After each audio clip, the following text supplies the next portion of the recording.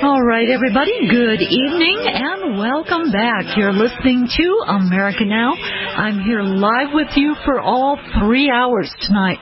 Thanks so much for listening. 3 great topics for discussion tonight, beginning with an analysis of the State of the Union. Then in hour 2, the subject is healthcare and misdiagnoses. Rounding out the show, we'll learn how to change the beliefs that limit our health and well-being. I hope you stay for the entire show, but if you do miss any part, you can listen into this or any of my shows in their entirety on my website, radioamericanow.com. This past Tuesday, President Obama delivered his 2015 State of the Union address. While it was more an exercise in public relations and politics than an analysis of this country's true condition, there were some points worth noting. Joining me now is author and former statewide prosecutor and Deputy Attorney General of New Jersey, John J. Higgins. Together, we form Practical Solutions for America and ask that you join us here on air and on our new Facebook page, Practical Solutions for America, to work together to find common ground in solving America's issues. If you'd like to join us here on air tonight, the number to call, 800-259-5791. Again, that's 800-259-5791. John, welcome back. How's it going there in New Jersey? A little bit of snow, but other than that, it's pretty good. I'm warm and dry. Well, that's always a good thing. We're warm and dry here, too, but for other reasons. It's pretty warm here in Colorado right now, so I'm very happy. You know, John, the President said the shadow of crisis has passed, and the State of the Union is strong. You think so? Well, it's probably better than what it had been, but that doesn't mean that it's really where it needs to be yet. I think there's a lot of improvement that still has to come. You know, the major problems that have been underlying probably for the last 10 or 15 years are still there. You know, there may be some improvement, but, you know, those problems are very difficult to change, and they're hanging on like with, you know, a lot of zeal. And I think that it's going to take a lot more, you know, in the future to get us beyond these problems. Yeah, the economy, for instance, you know, Mr. Obama said the verdict's clear, middle-class economics works, expanding opportunity works. And they're going to work as long as politics don't get in the way. And I think that's one of the biggest issues we still have. And that one is trending even stronger, don't you think? Polarization. That one's crippling us. Oh, absolutely. And, you know, even during the speech, it's, you know, there was that section where they were clapping that he wasn't going to run again or whatever. Yeah. I mean, there's a certain level of disrespect that has really become commonplace. I don't know that it's just that they hate this president so much, but, you know, that office is supposed to have some dignity to it. And the people that we elect to Congress or whatever, I certainly expect them to be civil and have manners. I agree with you, and we seem to be going the opposite direction of that. You mentioned civil. You know, people sit there and they're taunting, they're making faces, you know, they're sitting there with their arms crossed, and depending on who's speaking. I mean, this is something on both sides that's been happening, you know, with both presidents. I think especially it's coming out with Obama, but this is something we need to change in this country. Well, the thing that kind of, I think, got under my skin a little bit more, or maybe became more aware of it when they have the rebuttal speech that comes after. Yeah. It was all about the Republican Congress. There shouldn't be a Republican or a Democratic Congress. It should be the Congress. You know, once we elect somebody to go and do their job, they need to remove the hat of the party, and they need to be focused on doing the job of governing and passing laws that are fair to everyone, not the special interests, and working with one another. And in working with one another, not all these screwy deals where there's pork on all these bills and, you know, where the public really doesn't know what they're doing down there because everything is so disguised in complexity. And it shouldn't be that way. No, and again, as you mentioned, you know, these people are here to serve us. and they've been elected to serve us, but all they're doing is serving themselves. As soon as they get in, they're worried about their re-elections, because this now becomes their new career with a great pension at the end, depending on how long they can stay there. And it's really disgusting, because they have really lost interest in serving the individuals who put them there and this country. Yes, and at the stage we're at, I mean, if you think about all this outside money going there, I mean, we really need to call it for what it is. It's legalized bribery. It's just bribery, and it needs to be dealt with that way. So that, you know, even though they're in a party, now they're all beholden to all these other interests. I always crack up when they do talk about making them be like NASCARs, you know, with all the stickers on them of who they got their money from. Yeah. And $175,000 isn't enough, you know, that they have to be soliciting all this money for campaigns and favors and all that other kind of thing. I mean, anybody who'd be in that spot couldn't be honest. Yeah, exactly, and that's the problem. And the public knows this too. You know, there's this feeling of actually hopelessness growing in the country, especially with the younger generation. You know, why vote? Because no matter who we put in there, it doesn't matter, because they're all the same. It's all corrupt. Government is corrupt, getting more so. Right. That's why you and I have talked, you know, the whole concept of term limits, because it's just to do the changeover. But generally when you go into the voting booth, it's you know, either the red devil or the blue devil that you're voting for. You know, both parties, unfortunately, all of this money that's needed to run these political campaigns has just really corrupted our entire system. But the money in politics, this is such a huge issue. And how do we actually even begin to get this money out of the politics? Because again, if we're trying to get laws passed about this, about the legalized bribery, getting it out of there, they're not going to support laws that take away all their money. Well, that's why I think at some point it's going to have to go back to grassroots kind of things. I mean, you know, when I grew up, you know, my generation, or the generation a couple of years older than I, you know, rebelled against the Vietnam War. And you know, like it or not, I mean, that was a way to force us to get out of a bad situation. And I think that that's doable again. But, you know, people have to get focused, and the real information has to be going to people where they can think about it in a way that, you know, that's logical. Unfortunately, most of the talking heads are all twisting everything so that every small group is fighting one another rather than combining against the real problems. I agree with you. They're adding to the us versus them, this polarization. And it's getting to the point where it's getting this fever pitch. It's not just us versus them. It's us versus them, and this is, oh my gosh, you know. And the emotional aspect to all this, we need to take that back. And as you mentioned, these have got to be dialogues from reason. You know, we've got to get people talking reasonably again. Right.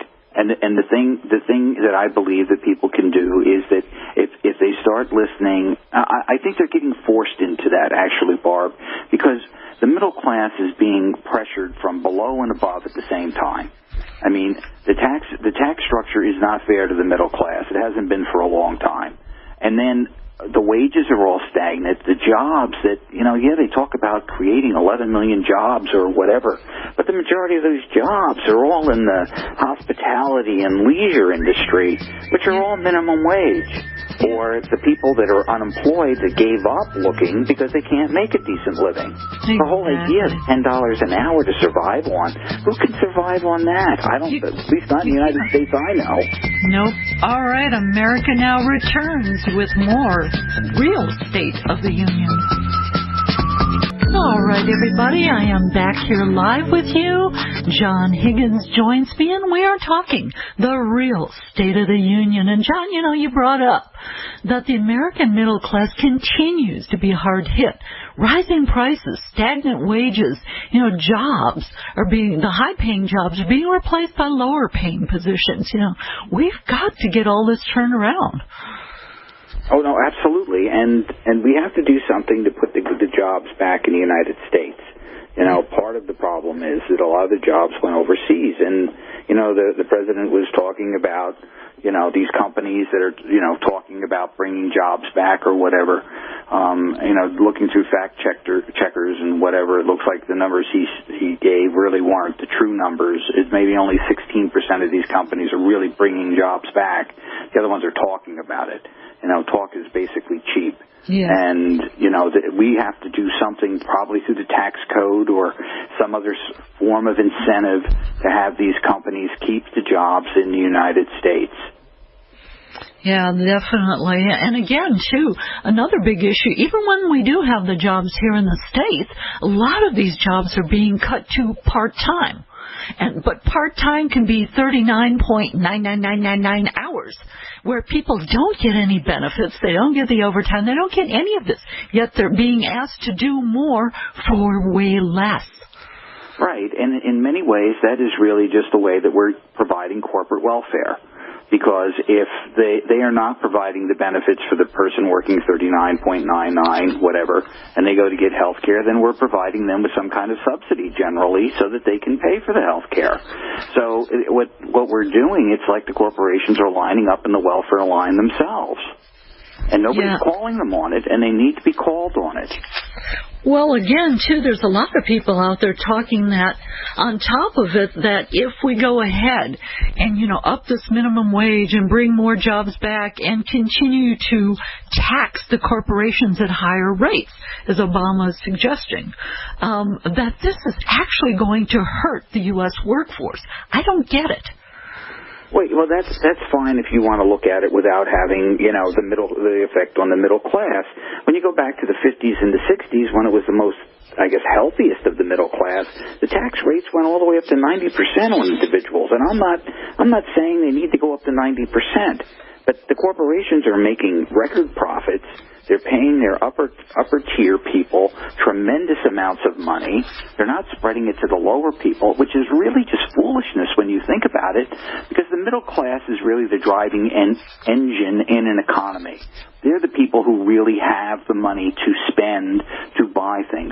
The rich hoard the money generally or just put it into stock, so they're not spending it in the economy, which is generating more jobs. And the poor don't have the money to spend. They're living on a subsistence level. So you get rid of the middle class, the whole economy collapses. Yeah, we're definitely heading that way. And again, I don't know about you there, but the dollar certainly doesn't buy as much as it used to. And I think, you know, when we talk about a strong State of the Union, we need to be talking about what's the state of the dollar here. Because when it comes to analyzing the health and the future of a nation, you really have to look closely at the money and the monetary policy.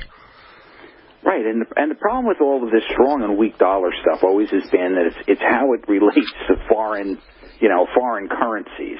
And this past week, it looks like the rest of the world is still in a very bad economic place.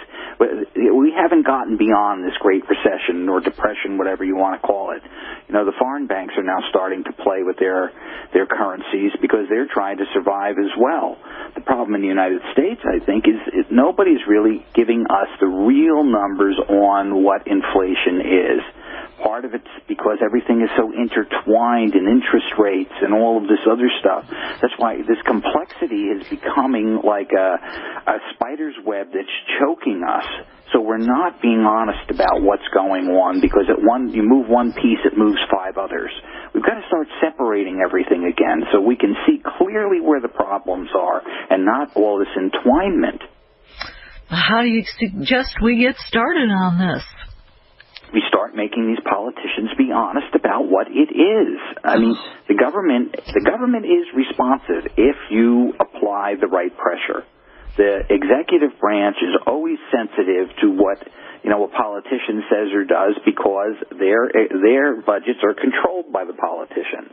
So I know it's going to be some work for everybody, but if you start complaining to your congressman and the president and any of the elected officials about what's going on, they will start, if they want to be reelected, eventually they will start holding these bureaucratic agencies more accountable. Unfortunately, most of them, the elected officials, don't want the truth to come out. They want to give a speech that they're doing a great job. Of course they do. So are you suggesting, John, that everybody get on the phone or start emailing, your representatives and all of that? Just stay on it, and we start building this movement out here, like the Practical Solutions for America, where we start talking, and we're visible, and we continue to grow in numbers till we can't be ignored. Right, and there are indications that large groups of the population are moving there. That whole Occupy movement, that's a bunch of disgruntled people that know that what's going on isn't fair. Most of the Tea Party stuff is really a lot of disgruntled people who really don't like what's going on. It's just that you've got to be careful when you get in these groups that you're not being, co-opted by somebody else's agenda. Yes. And that has become a third problem.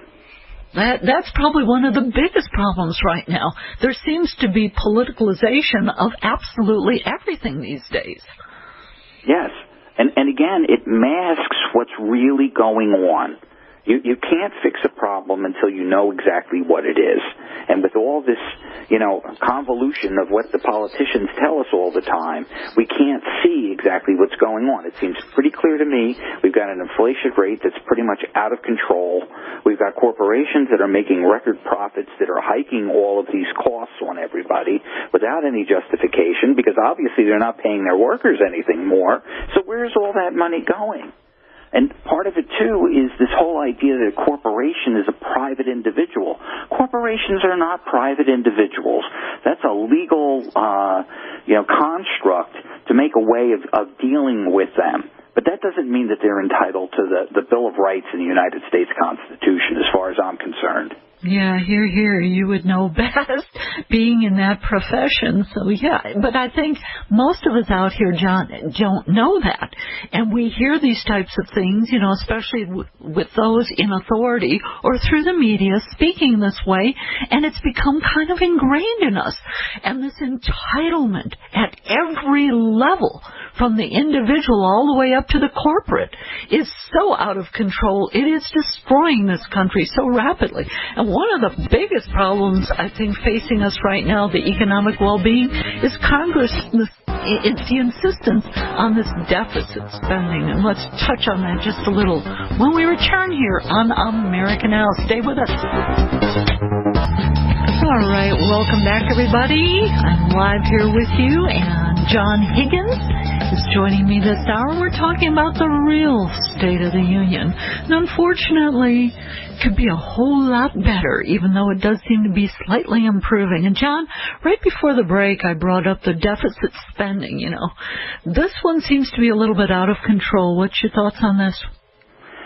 Well, look, I think that countries and corporations and people at different times are stuck in a spot where there is deficit spending, and it's just a way of surviving, from one bad time to another.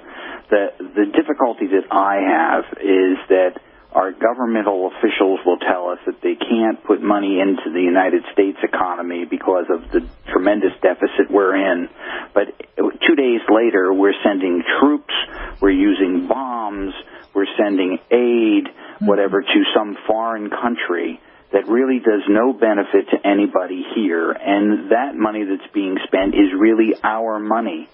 To me, there's nothing wrong with investing in the United States. I don't know what the roads are out by you, but in New Jersey, our roads are atrocious. We just closed 2 more bridges because they were structurally deficient. Our transportation fund is broke. I know the cities throughout the country, different ones have claimed bankruptcy. I mean, this is not what should be going on in our country. That's one of the reasons that taxes are paid and whatever. And if it takes the federal government, spending money to get our economy and our citizenry and our infrastructure healthy and safe, that priority should come before anything else. Yeah, I agree with you. While we're helping up third world countries and other countries out there, we are falling down into becoming a third world country in some areas. You know, when you look around some of the major cities, it's shocking. The areas that were once really booming are now empty, run down. You know, but I noted in Mr. Obama's speech, one of the areas which would be a possible area of collaboration, at least, with the Republicans, included him calling on Congress to approve major initiatives to repair the failing infrastructures, roads, bridges, things that you mentioned. So I think this is a plus, but again, it's getting past this polarization in the politics to get everybody working on the same page for America. And what I guess this is where I keep getting perplexed, is why anybody's in opposition to it.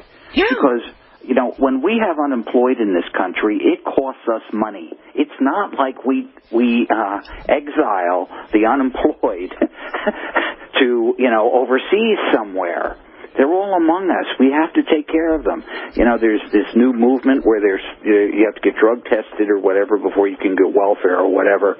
From a law enforcement perspective, I think it's absolutely insane, because now these people who are drug addicted will have no money.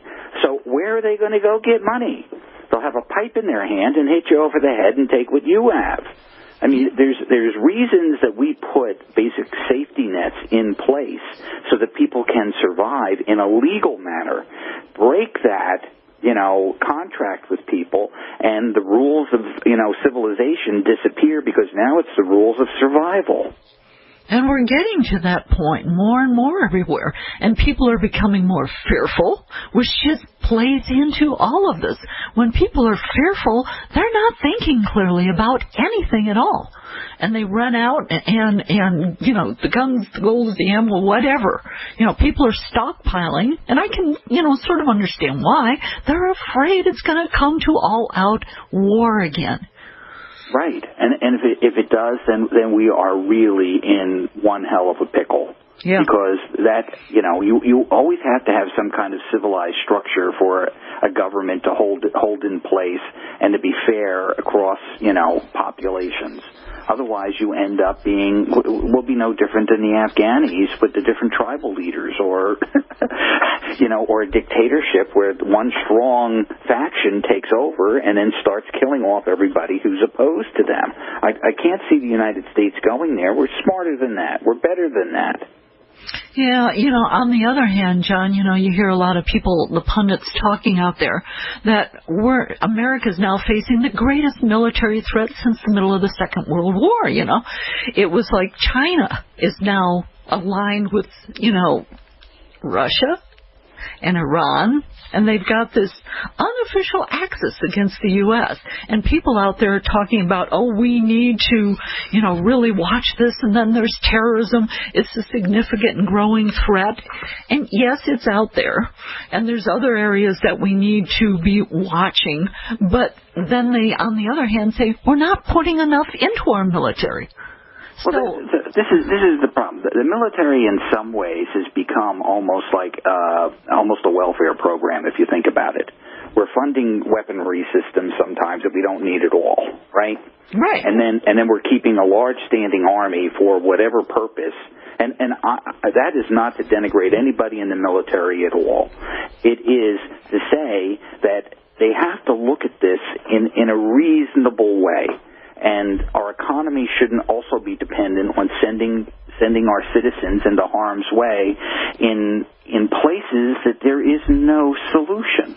Right. If you want to take on China and Iran and the rest, to me, there's two things that are really critical.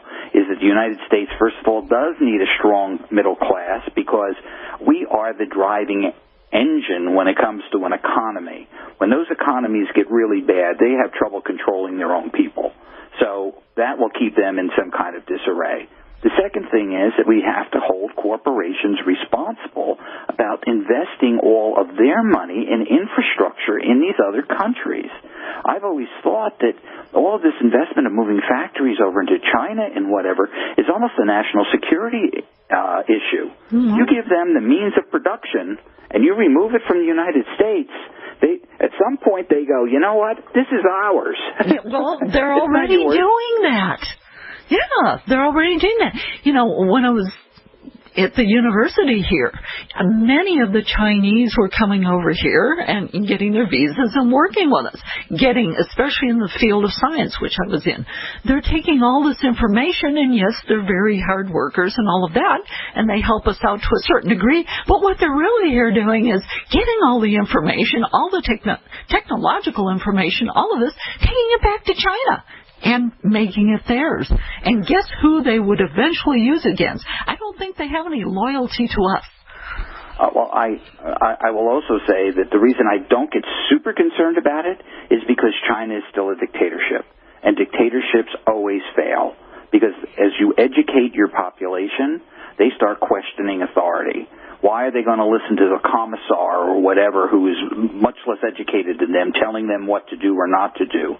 Eventually, that becomes, there's always a rebellion.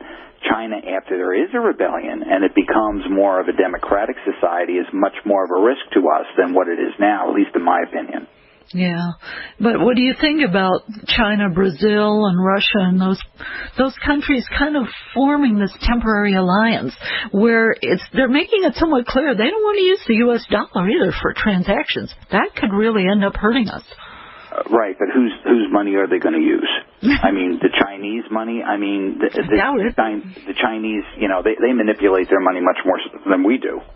So they're kind of investing in a group that I don't think is really as reliable. And I don't know that the Chinese economy on its own is really as strong as what people make it out to be. Because in dictatorships, they don't have the ability to do a lot of stuff. And on top of it, what's happened in China is going to really come back to bite them. Their pollution levels are incredible. Yeah. And they're going to kill off their people. They have a lot of people to kill off, I guess, is their attitude. But eventually you poison it well enough, and you're going to have, you know, mortality rates that won't recover. Yeah, unfortunately, some of that poison is spreading around the planet, however. All right, we'll continue this discussion on the real State of the Union here on America Now. It's Barb Adams. All right, welcome back. You're listening to America Now. Barb Adams, John Higgins here with you. We're talking the State of the Union. And John, foreign policy. Here's a biggie. You know, the president acknowledged that for the first time since 9/11, our combat mission in Afghanistan is over. Really? Well, Afghanistan is always going to be a problem, but I think what has really occurred, and I'm in favor of that actually, is making the Afghanis starting to defend their own government. You know, American lives shouldn't be at risk because the country can't get itself together.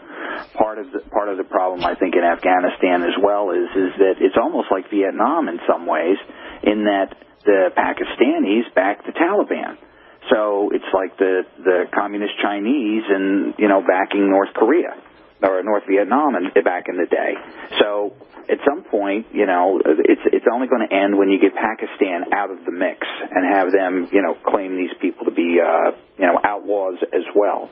But the president in one stroke is talking about getting everybody out of Afghanistan, and now he's going to go back to Congress to get authorization to up the ante on going after ISIS, yep. Which I think we've got to go after ISIS, but now we're just switching one enemy for another. Yeah, we do that. You know, if there's one thing Obama has done, though, as far as his foreign policy promises from the beginning, he's pursuing this diplomacy with both friend and foe alike. So I guess, you know, he's keeping it even there as far as that goes. But, you know, with all of this. Well, and I think in the Middle East, somebody has to think things through to a degree higher than what we've been thinking it.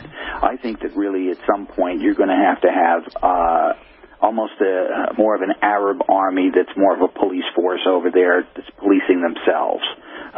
You know, this whole thing that somehow we're stuck into this crusade, holy war between Muslims and, you know, infidels or whatever is also a problem. Yeah, it is, you know, and his policy towards Syria, where we know hundreds of thousands of people have died. You know, this one's really kind of awful because on one hand, with the Ukrainian war and the Syrian conflict, he really did divergent paths there, because he did the sanctions with Russia, in eastern Ukraine. And then with Syria, what did he do? He finally called for airstrikes to beat back the marauding jihadists, but mostly on the Iraqi side of the border. But I think part of the problem in the Middle East always is that you're not sure which devil is worse than the next. And, the guy in charge of Syria, I can't think of his name, is as brutal as what the other side is. Yeah. And we've gotten ourselves enmeshed over the decades in backing one guy or another because we think that it's going to calm it down. But it always comes back to bite us. Yeah, it does. And we don't really understand their histories, their cultures, or any of this. When we just jump in there like, with the white hats and we go riding in, that's great. But you're saying, John, and I agree with you, who's really the right side here? Because it's a mess. And this is, it's like you remove Saddam and you open up a whole other group of people that have been suppressed by him that come back with a backlash. The same thing, look at Iran. All of a sudden you end up, the Shah is out and now you have, the religious leader who takes over. I think Egypt's got its own problems. All of those countries they're unstable on a fundamental level. And have been for a long time. Probably for the last 2,000 or 3,000 years. Mm-hmm. The problem today is that they have a lot of money from oil so that they can buy more weaponry and whatever, and it becomes much more of a problem. Yeah, and I think that therein is the problem, John. That's where the fear lies.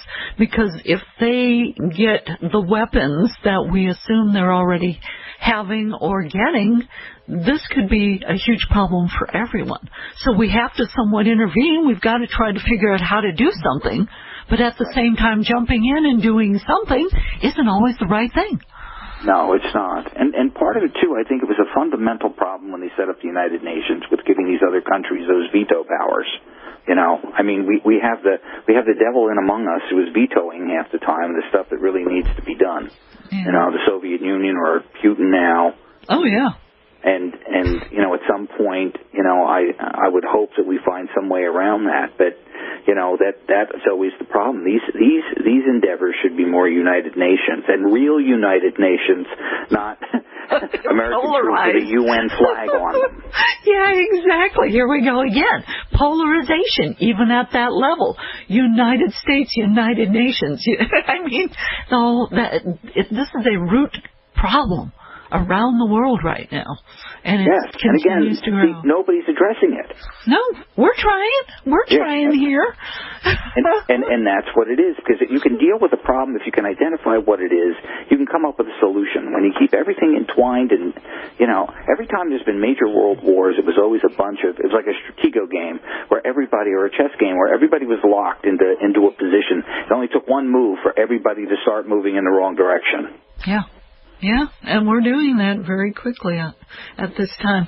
Let's get into something else it leads to, though, cybersecurity. Because right now, privacy activists are very less than pleased with the president's proposal, especially, and we've talked about this before, expanding this information sharing between the government and the private sectors. Oh, I think that we almost have to come up with a Bill of Rights for people's information where it's protected as well as, as though it's a person getting searched, by the police. The only information that should ever be allowed is the information that you affirmatively say they can have, not information that's hidden in all of this gobbledygook fine print in an agreement. It should be a very simple kind of thing. I understand this Healthcare Gov site is now providing information to private companies where they can solicit you for certain things. That should never be. And I think, unfortunately, that came from some of the the income tax information. Your Social Security number was never supposed to be used for anything other than filing an income tax. Now it's become like your identification number. It is, and that is scary because everybody in the world has it anymore. You can't make a phone call to find out even on your utility bill or anything simple after you've given them already 10,000 pieces of information. They still have to ask for, what's the last four of your social? And what's your secret password? And what's your secret, what is your security question answer? It's like, you've asked me 15 questions here. One or two would have proven it to you. All I wanted was a simple, can I ask a question about the bill? Right. Absolutely. I mean, this was never what that was intended either. And the private companies, unfortunately, do not have the same restrictions on them that the government does. And that shouldn't be. They should have more restrictions on them, not less. Yeah, exactly. It seems like, John, we're being called to make a choice right now. Security for everyone or privacy for no one. Right. And that's, it goes back to Ben Franklin's statement that, if you give up your rights for security, you're not entitled to them. Mm-hmm. I mean, that is not the way that we should be. We should be doing things. And I'm telling you, as being a prosecutor, there are ways that prosecutors or law enforcement can find the information they need with safeguards. It takes more work for them. But you can do it through safeguards where a judge has to approve you delving into some personal, information on someone that you can specify and provide probable cause that there is a crime being committed. Not this general willy-nilly being able to fish. And I get really concerned in the healthcare area because, as time goes on, the DNA stuff gets better and better and better. At some point, they're going to be able to predict by looking at your genes what diseases you have a propensity for, and illnesses and all of those other things. So we really want that information bouncing around anywhere? That already is out there. They've already started doing that, John. And that's really scary. You can be denied jobs. You could be denied, places to rent or who knows what else. All of this could lead to. Right, and it becomes George Orwellian, where it becomes like a nightmare that we're living in.